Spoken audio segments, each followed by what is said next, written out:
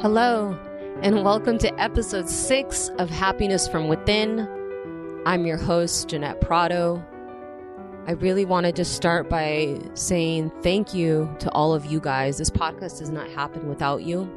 Really appreciate you from the bottom of my heart to yours. You tuning in today when maybe you could be doing something else. I'm so excited for today's incredible episode for you guys. Today's episode is with an amazing, beautiful soul, Dominick Thompson. And this episode is about how it doesn't matter where we come from, that despite the past, you can absolutely transform and change into anything you want in the future. You can write a whole new chapter for your life. So Dominic has a really amazing story. He's actually from Chicago, Illinois. And he's been a plant-based athlete for 18 years. And he's the owner of this amazing company called Craziesandweirdos.com. It's the coolest and hottest vegan clothing company. These materials, you guys, are made from plastic bottles, bamboo, and other natural ingredients from Mother Earth. Amazing, huh? And he also has a second company called Eat What Elephants Eat. And this is an amazing website that you can go to. You can customize your own recipes.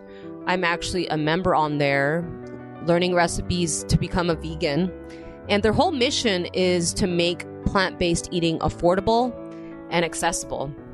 So Dominic has such an amazing story where he talks about before becoming an entrepreneur, he used to work in healthcare and coming from just a really difficult past of how he transformed all of that around. So I know you're going to get so much value from today's episode. So I just really encourage you to sit back, relax, grab yourself a green smoothie, a cup of coffee or tea, and I'll catch you in the interview. Hello, and welcome to episode 6 of Happiness from Within. Today we have an amazing guest, Dominick Thompson.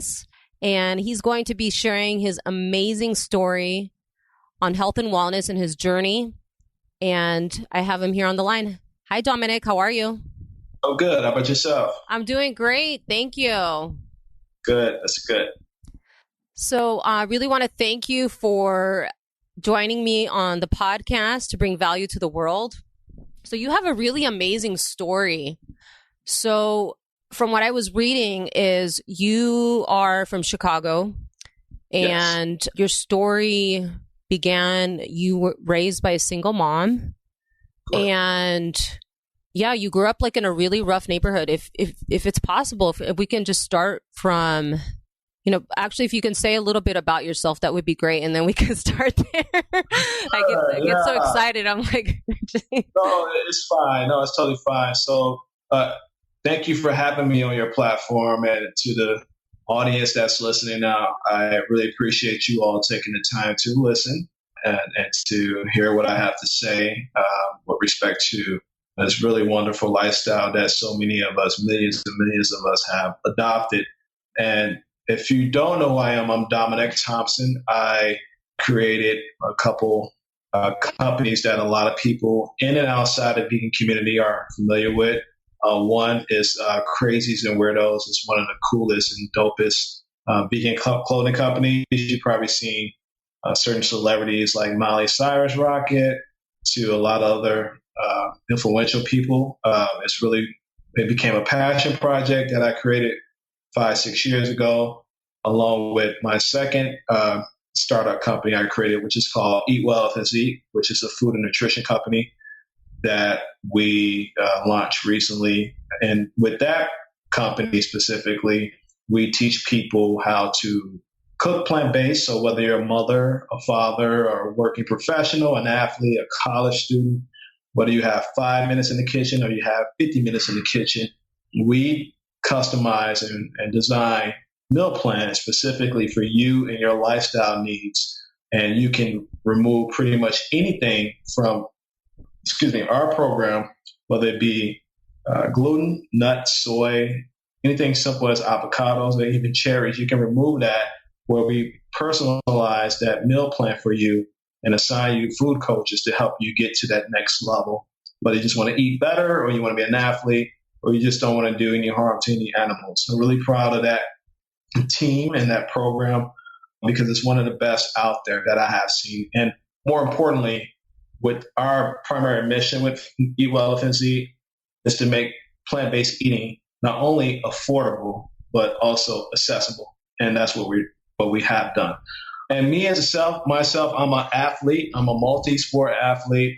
My background includes everything from powerlifting to triathlons, you name it. I pretty much almost done everything, and I've been thriving as a plant-based athlete for about 18 years in total, not having met anybody. So yeah, that's a little bit about me.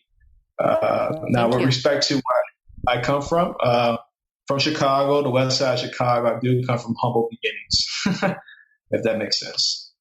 Absolutely. Yeah, so I come from the west side of Chicago. I'm a former, nothing I'm proud of, but I do think it's important for people to understand that you can evolve and change like I have, meaning I used to be a gang member and I also used to sell drugs. And that landed me in prison. And it was there I changed my life around immediately, did like a 180 where I removed meat from my diet and became vegetarian, plant-based vegetarian, and also denounced anything that I used to do, which was sell drugs. And I adopted this and created this mantra and this view on life that if it requires harm, then no. And I have adopted that and I never looked back, and that was 18 years ago. Wow. Thank you for sharing that. You know, you have a really amazing story of how when you were being raised by your mom, you talked about in an experience how she used to feed you the chicken wings. Can you talk about like what was your perspective on that and how, I'll let you share with the audience, but just basically your mindset behind that and how she after that got you fish sticks. Yeah, I was, when I was about 8 years old, my mother was feeding. The only thing we can afford at that time, but the food system was a lot different than it was today. So my mom, we was living on one salary, her, me, and my two sisters, my older sisters, living on the west side of Chicago, and we ate a lot of times chicken wings. That was the only thing that really was most affordable. Mm-hmm. And my mother, I always hated eating chicken wings because when I would open the wings up, you would see a lot of cartilage. You would see a lot of dry blood veins and stuff. And it was just one moment where my mom presented some chicken wings. It was on the kitchen table. And I looked at her and I looked at the chicken wings and I looked at my arms and I looked back at her and I pushed the plate away and I was like, I don't want this anymore. And she was like, why? And I was like, they look like little bitty arms. And she's like, what do you mean? I was like, they look like arms and I don't want to eat that. And she said, well, you're not going to eat. My mom is pretty much as assertive as a woman can get or a human being can get without being rude. And she but I'm a product of her. And she raised me and my sisters to always speak our minds. So when she's like, well, you're not going to eat, then I replied, then I'm not going to eat. So we pretty much didn't see eye to eye at that moment. But she eventually compromised. And she ended up buying me a bunch of fish sticks because in my mind as an 8-year-old, I just didn't want to see, I had a sense of where it came from. No one really sat down to educate me about it. And this is in the 80s. This is not the 90s or 2000s with documentaries and endless data and information and science to support this reason why human beings should not be eating meat. But I just had that connection right then and there. And so when I seen the fish sticks versus or any type of thing that was covered in all like a white flesh, I was okay with that. I kind of knew it was still flesh and I still was conflicted with that, but that helped really slow down me from really trying to continue to push back with her where is this coming from? Why are we eating this and stuff like that? So I had a moment there, but the fish sticks and the other products she bought kind of like, it was a bandage on that moment where I was okay with eating it, but it was always in the back of my mind. You know what I mean? Mm-hmm. And I didn't make that connection until when I went to prison, my first week in prison. Everything pointed to that childhood memory because I was trying to figure out. I'm a firm believer that the universe, or what some people say is karma, truly shows you things, and it's truly up to you to see through it and to follow through with it. Matter the age to see what's happening. And up until that moment, I didn't know why. I knew I had a situation that landed me in prison, and these were the consequences. But these were pretty severe consequences because it was like basically a 9-year sentence that I was facing. And so something was greater going on, but everything, like a light bulb came in my head to that one memory as a kid when I was 8 years old. And I just instantly, like, I get it. I shouldn't be doing harm to nothing that I have control over. And that's when I denounced eating meat in prison, my first week in prison, based off that childhood memory. Wow. And I denounced that I would never sell drugs again. That was my commitment and my promise to the universe. Wow. So I did actually a hard reset and reset it, my entire belief system. I don't want to say cold turkey, but I'd say cold turkey.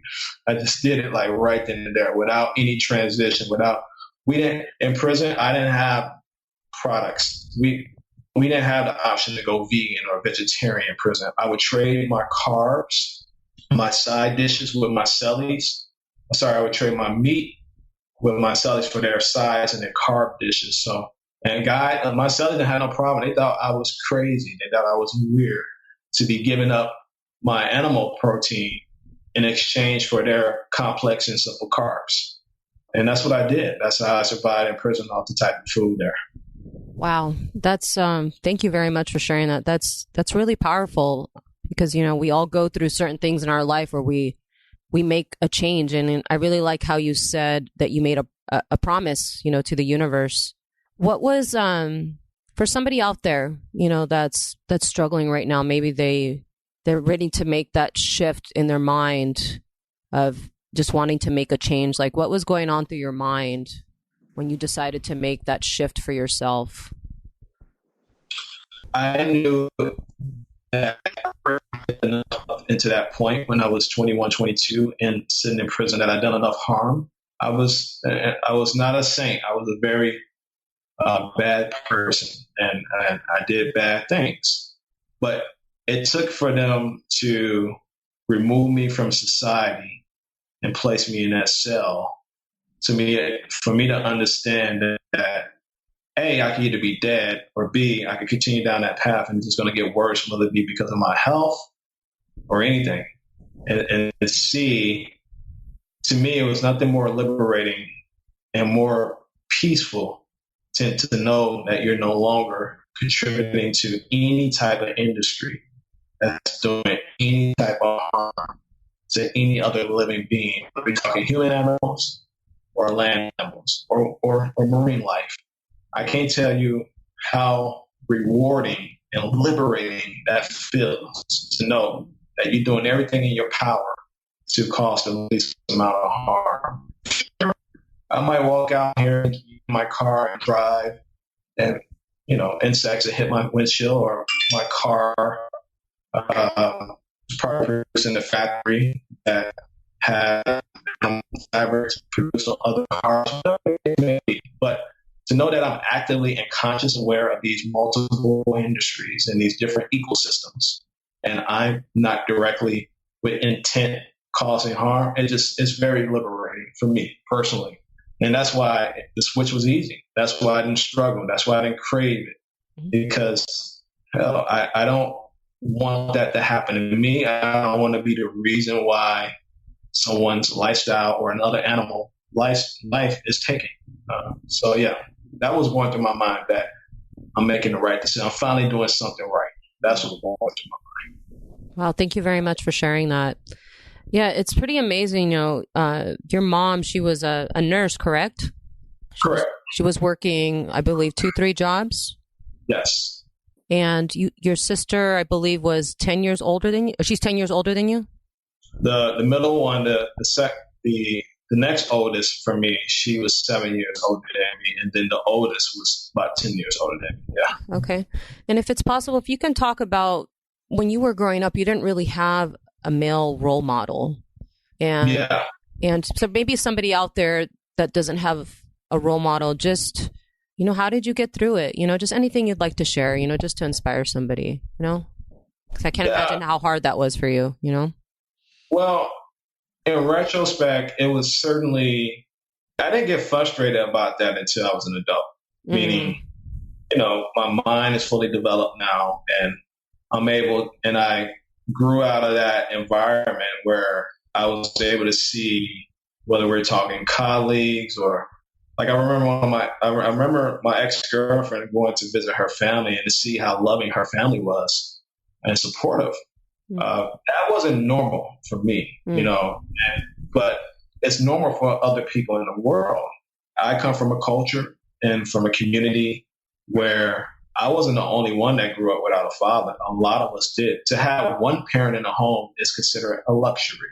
Yeah. And to see people come from other backgrounds where they have both parents, some of us deem that as privilege. That is unfair privilege, where I just thought it was normal for the father, the male role model, not to be around that person. So I didn't see the consequences it really had on me growing up until I was an adult, able to reflect on some of the poor decisions I made. Now, growing up, the only male models I had, and I wouldn't consider them models, I never put them up on that, but I never viewed them as like such high regards. So for a few, there was a couple, but they was all doing illegal things, whether we're talking selling drugs or gang banging or anything like that. And it was tough. It was tough because while they were grooming me and encouraging me to do similar things, I, on the other hand, and I did do those things, but I, on the other hand, was trying to get out of that. That's why I went to college. That's why I went to school. And that former lifestyle, what I used to do, just unfortunately caught up with me, and I had to go serve time for it. But yeah, I taught myself how to play football. I taught myself how to work out and lift weights. I taught myself how to write and study, and to really want more than just selling a bag of dope, or buying the latest Jordans or whatever foolishness I was spending my money and my time on. So for those people out there that don't have male models, for you to even identify the fact that you don't have positive male models, just always look in the mirror. You can become something greater than you were yesterday without the assistance of a male. You don't need any validation. Sure, it helps, but for you to be conscious and mature enough to know that you don't have that, it's your duty, and you owe it to yourself to become that model for any future generations, but more importantly for yourself. So that's what I would say. Wow. That is so powerful. Thank you so much for sharing that. Wow. That is amazing. I would love for you to touch upon, so you used to work in healthcare. Can you talk about your journey with that? You were in that for about 15 years. Is that correct? Yeah. Before I went into the system, I was working at a entry-level position at a hospital system in Chicago. And I made such a great impression on them that when I did get indicted and I had to go do my time, they assured me that they would have a job waiting on me for when I returned. I didn't believe them. Because I didn't get letters, I didn't get support, but they held up to their word when I came home. It took a while for the legal department to approve it and stuff like that. But when I came home from the system and went through reentry, went through odd jobs and doing stuff, and I finally got that position back after like 6 months. I got that. I went back into the entry level position. I made less than I did when I went in there, They started me off from the very bottom because it's almost like I had to prove myself again, but I was so forever grateful and thankful that my bosses, I made such an impression on them that they were willing to put their credibility on the line and to ask the HR and the legal department if I can come back and work for them directly under them. Wow. And it was very humbling. Mm. And that just goes to show you, like I said, I changed my life around in the system. I was doing everything right that I needed to do, just trying to be the best productive person I can, try to be positive in the system. Then I came home. Now I went through that. It was not easy. It was not easy because I came home, I had to get a job and I was on house arrest and it was difficult to do that. But that really helped to have that opportunity when I got that green light to go back to work, because I felt like, okay, I'm finally moving forward, getting my life back on track. And so I took that opportunity and grabbed it by his neck and ran full speed, meaning I never looked back. That door opened for me and I just continued to climb and get promoted and to do well and to produce productivity like no other in my position or in my department. And I was rewarded for that. And I climbed the corporate ladder and became a pretty influential guy at my hospital, to even taking on a new role at one of our sister companies that allowed me to have more responsibility, to working directly under the chief medical officer and the CEO. And they groomed me, as well as my director, to develop deals and to draft legal contracts. It was an amazing experience. And I took that experience and transitioned over to another equal position at a different company that recruited me. And at that time, I was able to leave Chicago because me and my lawyer went in front of my judge, and the judge was very proud to see how it turned out. And he reduced my release supervision that allowed me to move. He reduced it by 3 years, and I moved out of the state to Nashville, Tennessee, and never looked back. And I worked for that company for over 10 years, up until the day I resigned on my own condition. I left them. They didn't leave me. I left them to run my startup. And so, yeah, that's what I did. Wow. That's amazing. You're a prime example of someone that, despite whatever's happened in your life, you've completely turned it around. I have no doubt somebody listening to this right now is going to be very inspired. So congratulations. That's absolutely amazing. Amazing, amazing. Thank you for sharing that. So When you were working in healthcare, correct me if I'm wrong, were you doing Crazies and Weirdos as a side hustle while you were doing your full-time job? Can you talk a little bit about that and how I think you were traveling to some vegan like expos or events, but can you talk a little bit about that? Maybe somebody out there, I don't know, went through something similar you did and they want to build a business, but just how you were able to do all of that, because you were working 50 hours a week and doing all this with the Crazies and Weirdos. But if you can touch on that, anything you'd like to share? Yeah, I wouldn't call it a side hustle. It was a passion project. So at that time, I never thought I would get into this type of line of work with respect to having a clothing company. But at that time, when I was working in corporate America and I was living in New York, I had built an online presence for myself where at that time I had the largest vegan male account on Instagram. And I thought, what better way? I was already using my platform to advocate for animals and to educate people as much as I can about animal agriculture. But I thought, what better way than to try to raise some type of funding that was directed towards anti-poaching efforts by creating like a cool shirt. Because at that time, the poaching crisis in Africa with respect to the elephants and rhinos was at an all-time high. And I just wanted to use my platform to raise some funding for drones and rangers and more to help some of those organizations fight against those poachers. But every shirt I seen available just by Googling it, at that time, there was only like one or two at the most, vegan clothing companies out there. And then there was like a bunch of independent shirts created by like the nonprofits, because that's where most people got their shirts from, whether we're talking PETA or Mercy for Animals. But they all didn't represent who I was. They didn't.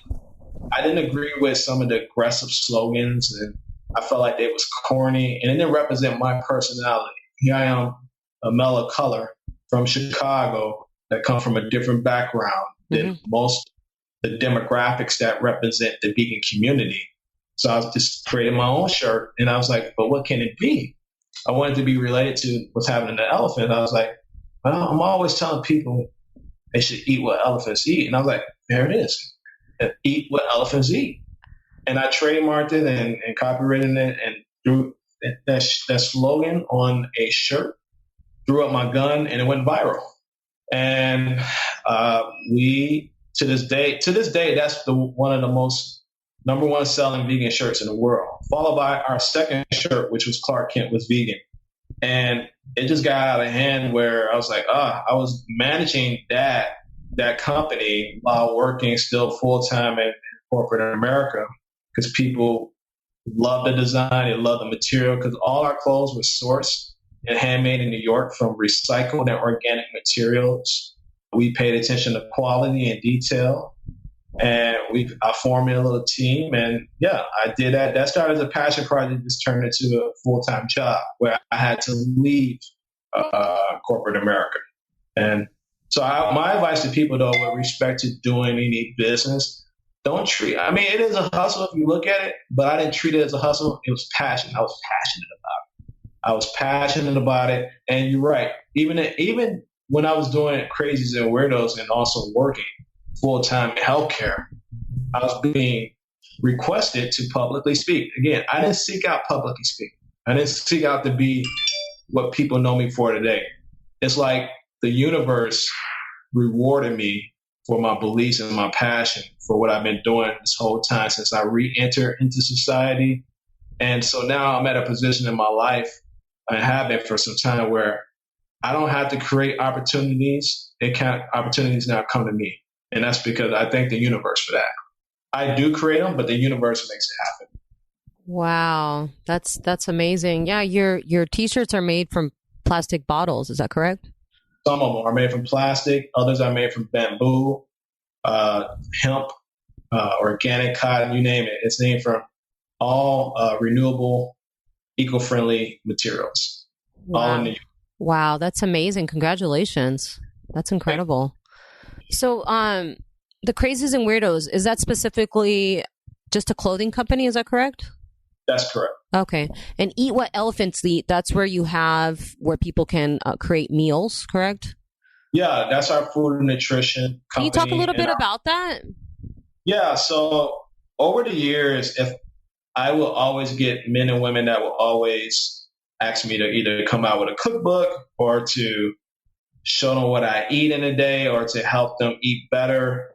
And that was weighing on me over the years, taxing on me, where honestly, if I had a banana for every DM and email I received over the years, I'd probably be up to like 20,000 bananas. I'm not even kidding. So I was one of those people, I felt really bad causing all this disruption and educating people, good disruption, educating people why they should eat plant-based, but I wasn't giving them a solution. You know what I mean? There was solutions out there, but I didn't vet the solutions, and they wanted me to vet some of these organizations, and I did, and I didn't like what they was producing, and I didn't like the leadership behind them. So I did like what any other entrepreneur did. I created something that I felt represented me and something I will buy. Mm-hmm. And also, more importantly, our program, the value you get with our food and with our nutrition and wellness meal planning program is truly phenomenal, where something like that will cost anywhere between $50 to $100 per month. Mm. And we offer that rate of $100 for 1 year. That's less than $10 per month you're paying for our nutrition and wellness program. Wow. To have access to thousands of meals that are all plant-based, all easy to follow instructions. And you can modify it if you only have 5 minutes where you want to, sorry, my little one's coughing. If you only have 5 minutes in the kitchen to 50 minutes in the kitchen, it's truly one of the best programs out there for everyone. So I created that. It's a solution for people that are interested in eating plant-based and people that are already plant-based and they just want to eat better and have more variety of recipes that they have access to. That's our first line of service. Our second line of service from Eat Well to Succeed is going to be our superfoods, which include everything from protein to hemp seeds to raw cacao, you name it, stuff you can add to your smoothies. That's launching this summer. And then phase 3 and 4 is the juice and smoothie bars, as well as a restaurant. So that's where we at with Eat Well to Succeed. Wow, that's amazing. Congratulations. Thank you. So, actually, I wanted to mention, I've actually been on your site and you have a really incredible, wow, my mind just went blank. Excuse me. The customer service is amazing. As soon as you go on, they're like, oh, how can I help you? You answer the questions. I just really wanted to say it's really amazing, the customer service that you have on your site from the moment you land on the page. So yeah, we pride ourselves on that. You have access to our food coaches pretty much 24/7. And even if you want to you can chat with them, you can email them pretty much any hour of the day. They'll get back to you. And if you need to call someone Monday through Friday, you can pick up the phone and call our 800 number. And they'll talk to you Monday through Friday, 9 to 5 Eastern time. That's amazing. Maybe somebody that's listening to this, I would really love to get into a little bit, if you don't mind, now the nutrition part of it. Maybe somebody listened to this. Can you talk about the difference between being a vegetarian and being a vegan? Yeah, vegetarians are typically those that continue to eat eggs and dairy products, versus a vegan or someone. Well, there's a lot of different labels out there, right? Mm-hmm. So we're just talking diet-wise. So vegetarians eat eggs and dairy still. Okay. Vegans, only diets. We're talking diets. Do not eat anything sourced from animal product or animals or anything that contains animal byproducts. Absolutely nothing. And so that's only the diet portion, versus the lifestyle is something totally different. Vegetarians are probably, there are some ethical vegetarians, meaning I have met vegetarians that are either transitioning or they continue to eat things like cheese pizza, but they do not promote or buy clothing sourced from animals. I was actually one of those. Like when I transitioned into being a vegetarian in prison, I was still going through the phase of learning about labels and ingredients and stuff like that. I didn't know about the dairy and egg industry. I had no idea. I thought I didn't consider that like meat at that time. I was ignorant to that process because, again, we didn't have the data we have now. Again, we didn't have social media back then. We didn't have books back then. We didn't have documentaries back then. We didn't have influencers back then or educators. But that was enough for me just to be a vegetarian, because I was advocating for animals as a vegetarian. I was like, no, you should not be killing animals. But lo and behold, the entire time, those two industries still do kill animals. They still use animal for resources. So I didn't know any better until I was able to get home and go down that rabbit hole and learn more of those industries. Same thing for vegans. That's their diet, but that's why you hear a lot of people say plant-based diet versus them being vegan, because a vegan in most circles, in most communities, is it's a lifestyle, not just a diet for them, meaning they don't buy any products, whether we're talking clothing, or we're talking automobiles, whether we're talking toiletries, nothing where animals were tested on or destroyed in order for them to enjoy that product or that experience. So yeah, those are differences. Well, thank you. Thank you for sharing that. So I actually had somebody that had a question. So one that is a vegan, not exactly what you were explaining.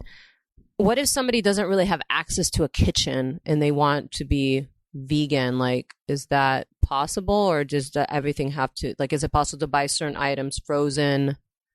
Yes, absolutely. You mean, actually, there's more value in buying frozen vegetables and fruit because those products are harvested right when the fruit is ripe, and it loses very small to minimal. It's a very minimal nutritional value loss, and they're more affordable. You get more amount of fruits and vegetables when it's bought frozen versus when it's in its whole form. Those are usually harvested and picked when they're not fully ripe, and or if they are, some of them are too ripe and they're already ready to go bad the next day. Those are pros and cons to both of those. You don't need a kitchen per se to be plant-based with respect to your eating. You can eat more whole plant-based. Some people dub that or deem that term as a raw vegan, but there's a lot of different forms of raw vegans. There's a lot of different ones out there, but you can certainly eat plant-based without needing to cook anything up, for sure. Okay, thank you. Thank you for that. So I have a few more questions and then we can wrap it up. So I really love how you were talking about passion. What is your definition of passion? Believing in something and actively promoting it, practicing it, and executing it. That the combination of all that represents something that's passionate, if that makes sense. No, that's beautiful. Thank you for that. And one thing that is really amazing about you is you're not only a vegan, but you're a vegan activist. There's definitely a big difference between that. Yes. And you definitely live and breathe that. So I think that's really amazing. Can you expand a little bit more about vegan activism? I wouldn't even really define myself as a vegan activist. I would just define myself as an activist because a lot of stuff that I promote and talk about is intersectional. Whether we're talking food deserts or prison reform or crime that's happening in similar communities that I grew up in, a lot of it's connected to also stuff what I talk about with violence happening to animals and animal agriculture. But to me, activism in general, vegan or not, it's just someone that actively they're active in promoting and educating assertively, not aggressively, but assertively, sure, their beliefs with respect to that community or that movement they belong to. So that's what that represents. Great. Thank you for that. My next question for you is, how do you want to be remembered when you take your last breath? Someone that truly care more about people and animals than you can ever imagine. Just someone that knew that it was more to life than just him. Yeah. Wow, that's really beautiful. Thank you.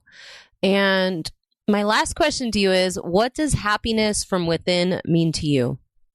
When you are actively, that's a good question. Let me stop it. Let me answer this very carefully. Now take your time. Happiness from within, I think it's a source of energy that moves you in a positive way. I think that's what that means. And if you can understand it and consciously identify that energy within yourself, you should be deeming as positive, or what some people may deem as being happy or spiritual. That's a beautiful thing. Wow. I really love that. Thank you so much. And where can people find you? You can find me on Instagram or Twitter or Facebook. It's Dominick Thompson with a CK, DOMINICK Thompson.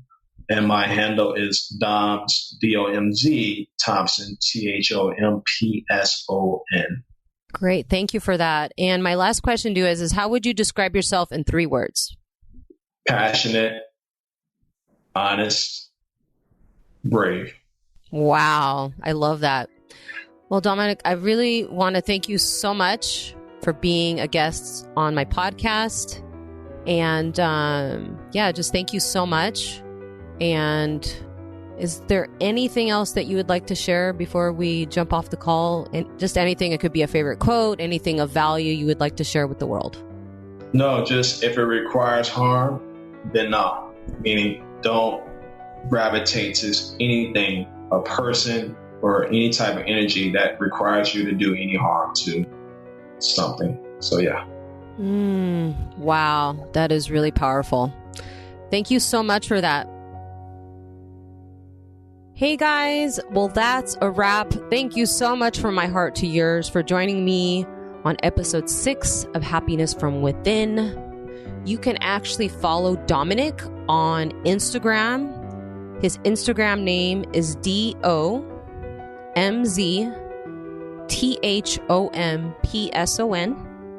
And his company, Eat What Elephants Eat. You can follow him there, and I will make sure to include the links below. I also want you to know that there is a free PDF called 7 Steps to Happiness Now. And what I'll do is I'll actually put the link below for that. It's a free PDF. I would love to hear your feedback. This free, beautiful gift for you guys of steps that you can take to start finding your happiness from within. And you can also follow me on Instagram at Happiness from Within Now. And any value that you've received from this interview or any other interview, it would mean the world if you can just please leave a comment or just let me know anything that touched your heart and soul. And I would just love to hear about it. I look forward to connecting with you guys, and wherever you are in the world, I just wish you a beautiful, prosperous day, and I'll catch you on the next interview. Have a great day, you guys. Bye for now.